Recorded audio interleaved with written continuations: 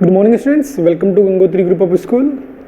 Today I am going to solve some good problem on circuit solving. आज मैं आपको circuit solving करना सिखाऊंगा कुछ अच्छी प्रॉब्लम लेकर, जिससे कि आपको कुछ नई चीज़ें पता चलें सर्किट सॉल्विंग के बारे में। क्लियर? आपको मैं काफ़ी चीज़ें बता चुका हूँ।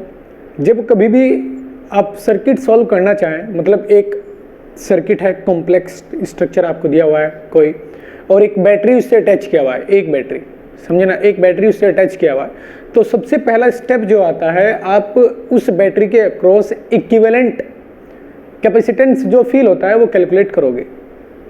ध्यान से सुने मैं कैसे बता रहा हूँ। मैं पहले भी बता चुका हूँ कि यहाँ सर्किट सॉल्विंग इस चीज़ पे डिपेंड करती है कि आपके दिमाग में क्वेश्चन को देखते ही सबसे पहले क्या आता है।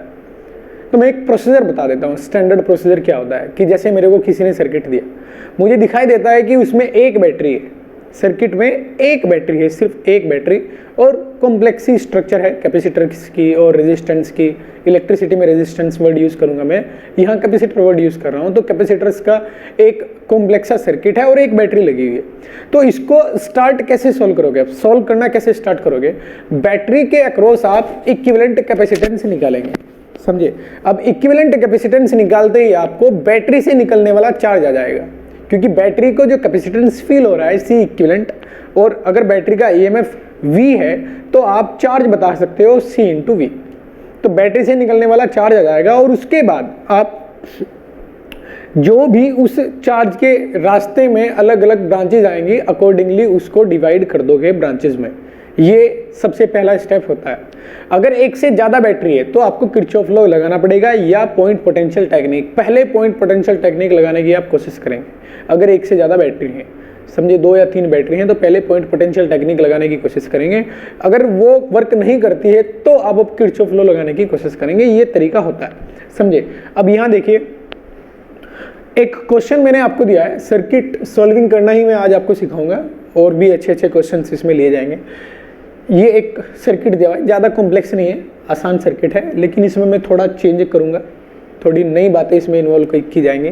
तो पहले तो सर्किट ही सॉल्व कर लेते हैं। यहाँ 2 स्विच हैं, S2 S1। अगर S1 स्विच ओपन है तो आप ये पाएंगे कुछ भी नहीं होगा, सर्किट ओपन होगा, बैटरी सर्किट के लूप में नहीं आएगी, इसकी वजह से कुछ भी फ्लो नहीं होगा, कोई चार्ज का फ्लो यहाँ नहीं होगा यदि S1 ओपन है।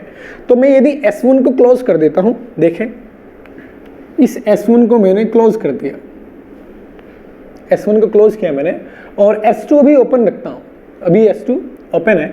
तो अब क्या होगा? अब आप ये देखेंगे कि ये बैटरी इस लूप में आ जाएगी।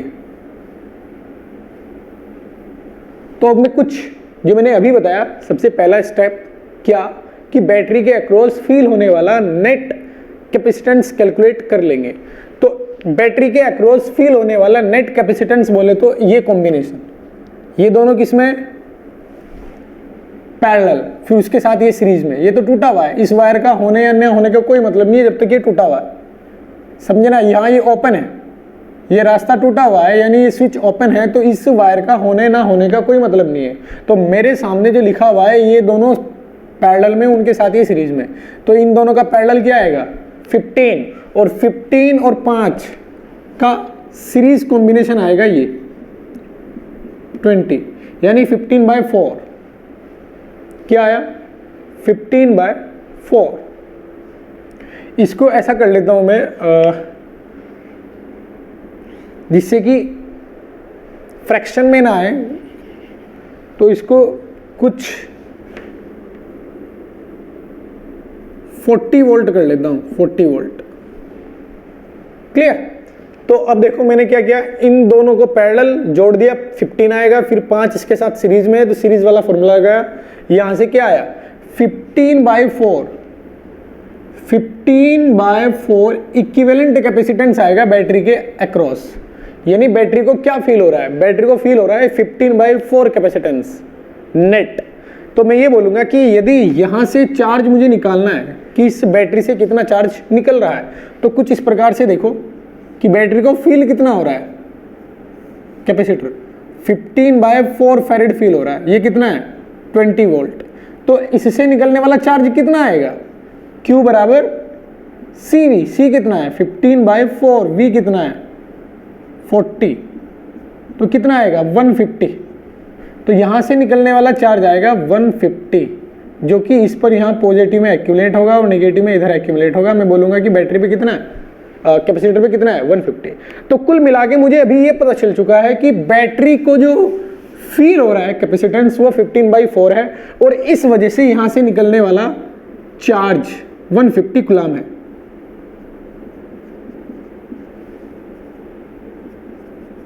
अब ये 150 कूलम यहां डिवाइड होगा,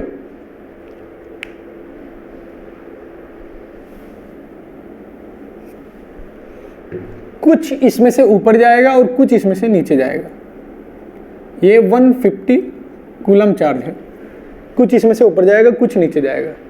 अब मान लेते हैं कि x ऊपर जाता है और y नीचे जाता है, तो आप x प्लस वाई क्या बोलोगे, 150 कूलम भी तो बोलोगे। ये जंक्शन लॉ से बोल दिया मैंने, इस पॉइंट पे जंक्शन लॉ लगा के क्लियर। अब यहां कि x कितना है और y कितना है, ये आप किरचॉफ लॉ से भी पता कर सकते हो, और एक मैं शॉर्ट ट्रिक भी बताऊंगा आपको इसके लिए। किरचॉफ लॉ से कैसे पता करोगे, इस लूप में घूम जाओ, ये एक लूप है इसमें घूम जाते हैं, इधर क्या आएगा, इधर क्या आएगा प्लस, इधर क्या आएगा माइनस। इस पे चार्ज कितना आएगा x कूलम, इस पे चार्ज कितना आएगा y कूलम। अगर मैं इसमें घूम जाता हूं तो आएगा -x/5 प्लस y/10 = 0, ये आएगा क्लियर। और यहां से अगर मैं सॉल्व करता हूं तो y/10 बराबर x/5 आएगा 2, तो y बराबर कितना आया 2x, y बराबर आया 2x। इस लूप में आंसर आ चुका है y बराबर 2x। अब मैं जानता हूं x प्लस वाई कितना है 150 है, तो y की वैल्यू यहां पुट कर देंगे, कितना आएगा 3x बराबर 150, यानी x बराबर कितना आया 50 और y बराबर कितना आया 100। तो आपको पता चल चुका है कि नीचे कितना आ रहा है 100, ऊपर कितना जा रहा है 50।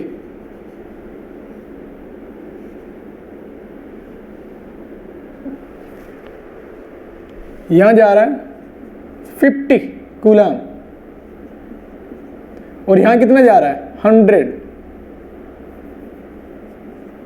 Coulomb, 10 farad.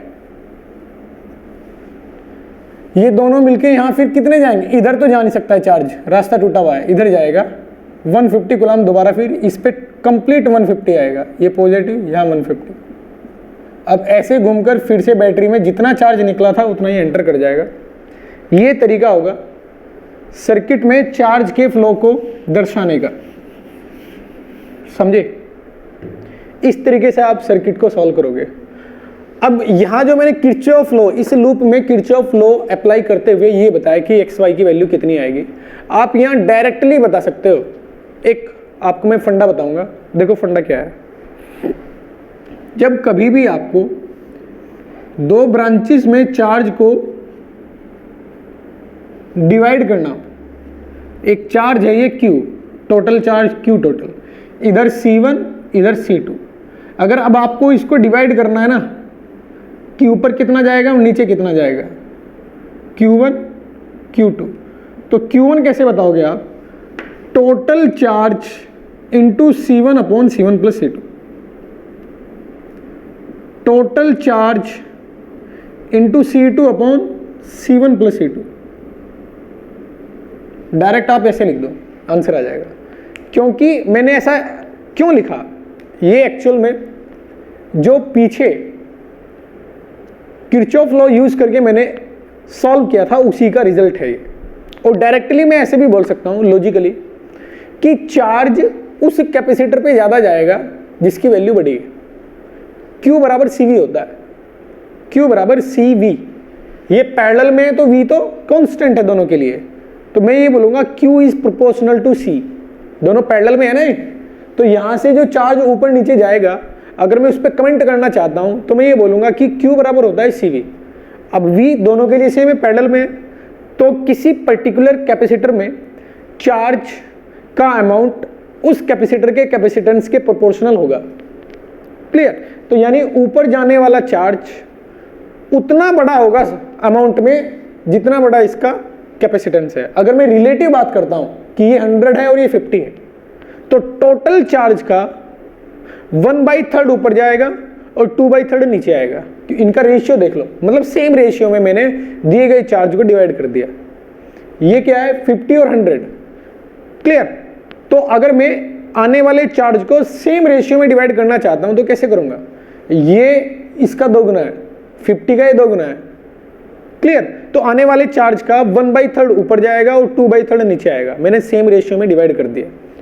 यानी अगर मुझे इस चार्ज पर, सॉरी इस कैपेसिटर पर चार्ज बताना है तो मैं टोटल चार्ज इनटू ये capacitor upon C1 plus C2, अगर इसमें बताना है तो टोटल चार्ज इनटू ये capacitor upon C1 plus C2 कर दूंगा।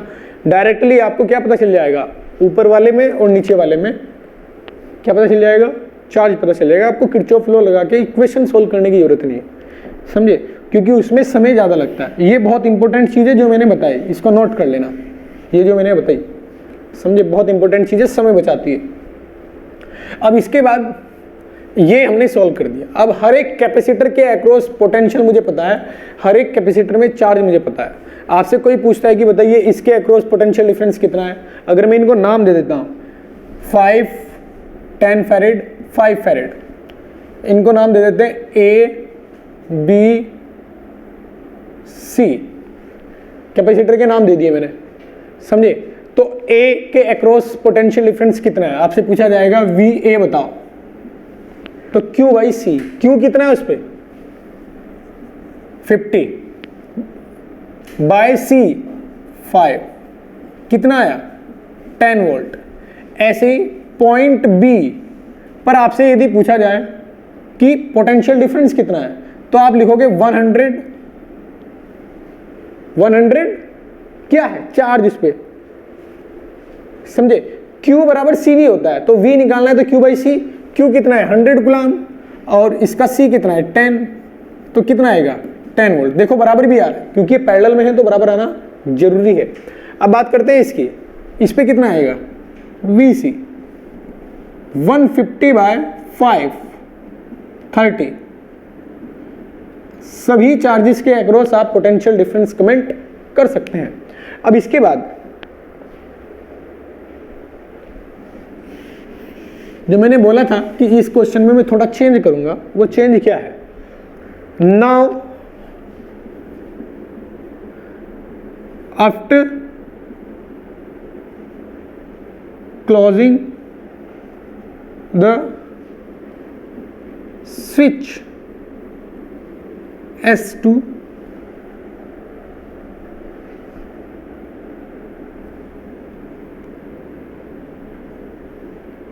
calculate how much charge is flown through first question S2, second question battery।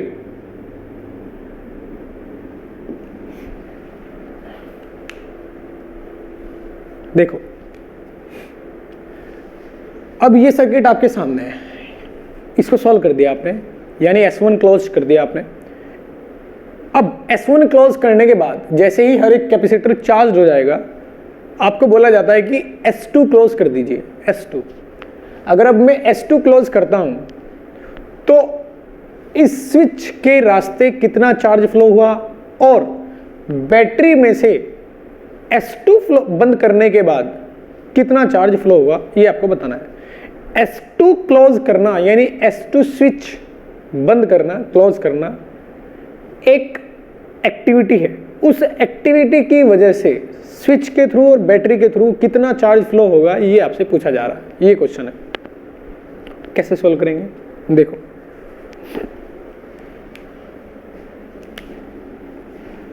Switch S2 close करने के बाद का फिगर ड्रॉ कर लेते हैं।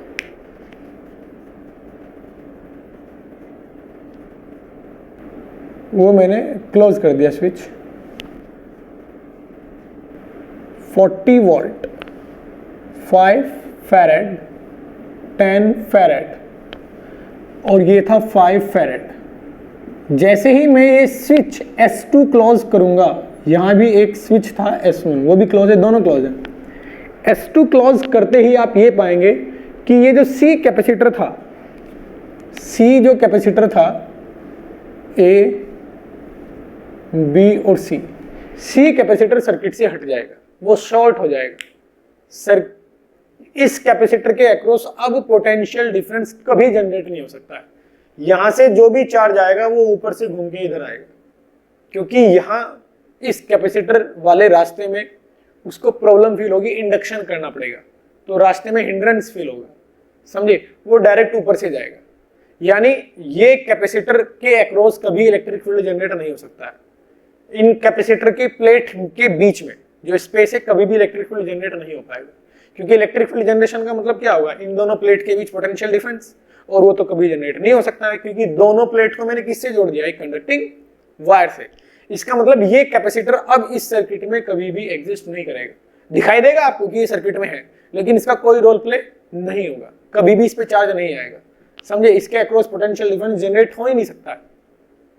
तो अब मैं ये कहूंगा कि अब बैटरी के अक्रॉस सिर्फ ये दो कैपेसिटर हैं जो कि पैरेलल में है। क्लियर। तो बैटरी को जो फील होगा वो 15 फैरेड कैपेसिटेंस फील होगा। अब बैटरी को जो फील हो रहा है वो सिर्फ 15 फैरेड कैपेसिटेंस फील हो रहा है, 15 फैरेड 40। तो यहां से जो चार्ज आएगा वो कितना आएगा, कैसे निकालेंगे, Q बराबर CV। कितना C फील हो रहा है इस बैटरी को, 15 फैरेड, 10 + 5 15 फैरेड, तो 15 × 4 कितना आएगा, 16 कूलम, 600 कूलम। इस तरीके से ये चार्ज 600 कूलम ऐसे फ्लो करेगा। अब इसका कुछ पोर्शन ऊपर जाएगा, कुछ पोर्शन नीचे आएगा।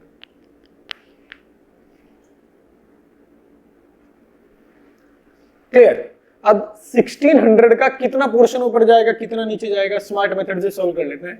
यहां का चार्ज बताने के लिए टोटल इंटू 5/10, तो कितना आएगा, 300,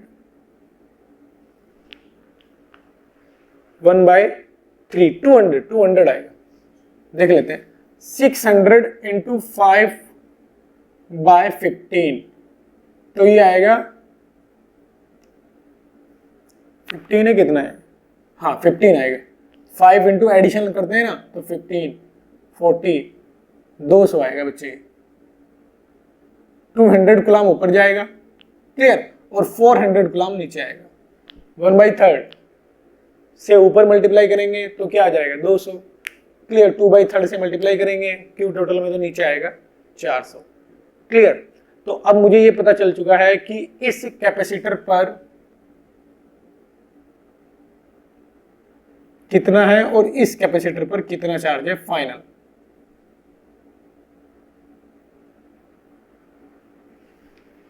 फिर ये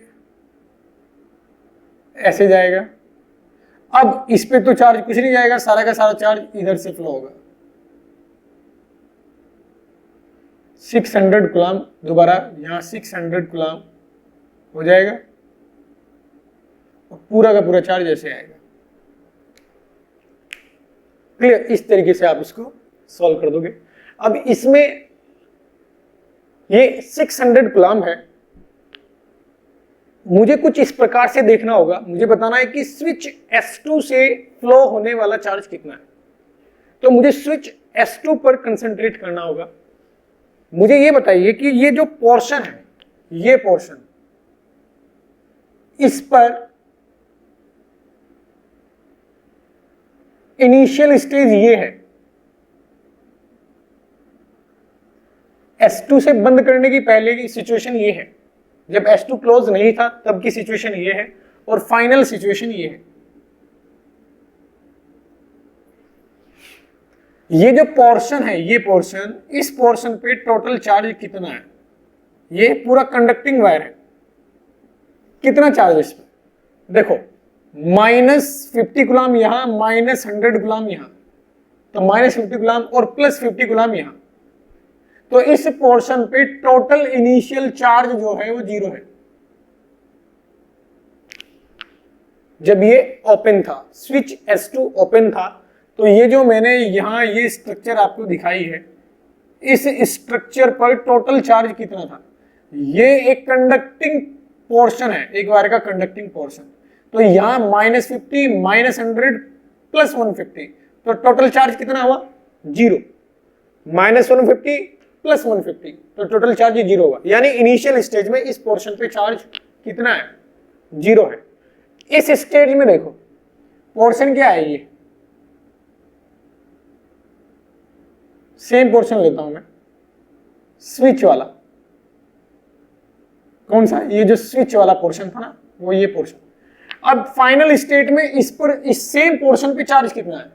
-200 -400, और यहां चार्ज 0 है। ये पॉजिटिव कोई चार्ज नहीं है, 0 चार्ज है इसमें। तो फाइनली इसमें -600 coulomb charge. Q total final, Q total initial. अब मुझे ये बताओ कि ये जो पोर्शन है, यदि इस पोर्शन पर इनिशियल चार्ज 0 था और फाइनल चार्ज इस सेम पोर्शन पर, सर्किट के सेम पोर्शन पर -600 कूलम चार्ज आ जाता है फाइनल स्टेट में, का मतलब क्या है? इसका मतलब ये है कि इस स्विच के रास्ते इस पोर्शन में से 600 कूलम चार्ज निकल के इधर चला गया। जब आप इस स्टेट से इस स्टेट में आते हो, तो यहां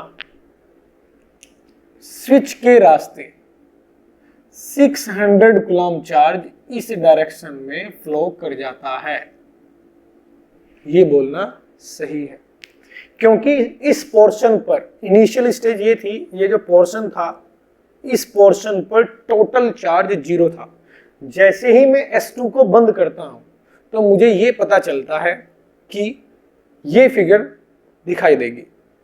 S2 क्लोज करते ही मुझे ये पता है कि यहां कोई चार्ज नहीं होगा, यहां -200 होगा, यहां -400 होगा। इसका मतलब S2 क्लोज करते ही सेम पोर्शन पे चार्ज -600 आ जाएगा, जो पहले 0 था। तो ये कैसे हुआ -600? इस पोर्शन में से 600 का चार्ज, 600 कूलम चार्ज निकल चुका है, तो इसमें से मैंने 600 कूलम चार्ज निकाल दिया। कैसे निकलेगा? ऐसे, यही तो रास्ता है निकलने का, समझे? ऐसे निकलेगा 600 कूलम। तो इस पोर्शन पे अब चार्ज -600 कूलम बचेगा, तो 600 कूलम ऐसे जाके आ जाएगा। तो एक क्वेश्चन मैं सोल्व कर चुका हूं। कौन से वाला? फर्स्ट। क्या है कि after closing switch S2 the charge flown through S2 will be 600 coulomb from left to right. Clear? तो एक तो ये क्वेश्चन सोल्व हुआ। अब बताना क्या था मुझे? बैटरी के थ्रू चार्ज कितना फ्लो होगा S2 क्लोज करने के बाद। देखो कैसे बताऊंगा मैं। अब बैटरी किससे जुड़ा हुआ है? इन दो चीजों से जुड़ा हुआ है। किससे? इन दो चीजों से। क्लियर? मुझे बताइए कि इस प्लेट पे चार्ज इनिशियल +50, इस प्लेट पे इनिशियल चार्ज +100, तो कितना है? +150। यानी इस प्लेट और इस प्लेट पर दोनों का चार्ज कितना है? +150, जो कि बैटरी से अटैच है। यही तो बैटरी से अटैच है। तो इनिशियल स्टेज में इन दोनों प्लेट पर जो चार्ज है, इस पर और इस पर, कितना है? +150। और फाइनल स्टेज में इस प्लेट पर +400 और इस प्लेट पर +200, यानी कितना है? कितना चार्ज है? +600।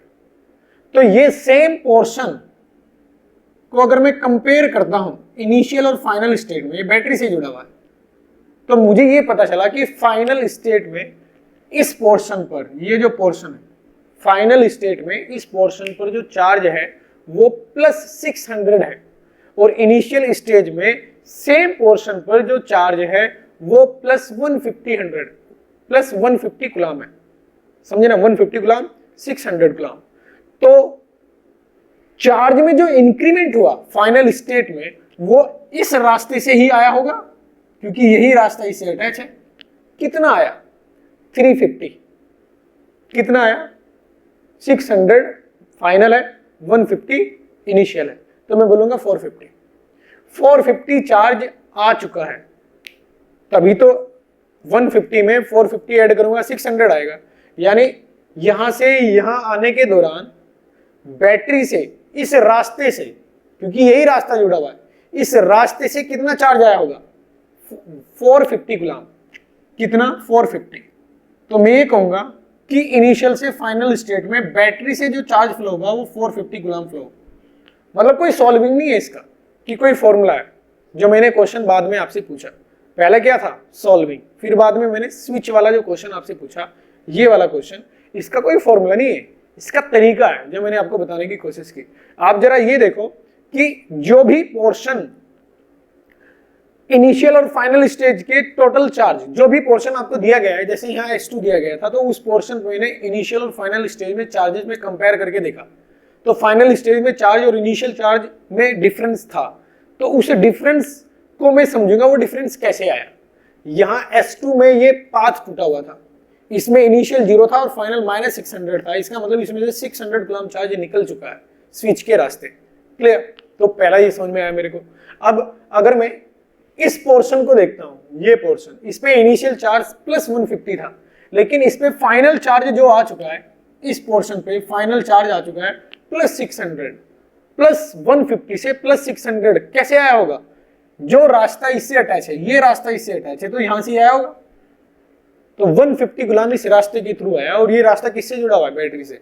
यानी S2 क्लोज करने के बाद बैटरी से जो चार्ज फ्लो होगा वो 450 गुलाम चार्ज फ्लो होगा। ये लिख लेना, बड़ा ही अच्छा क्वेश्चन है, इस टाइप के क्वेश्चन भी पूछे जाते हैं।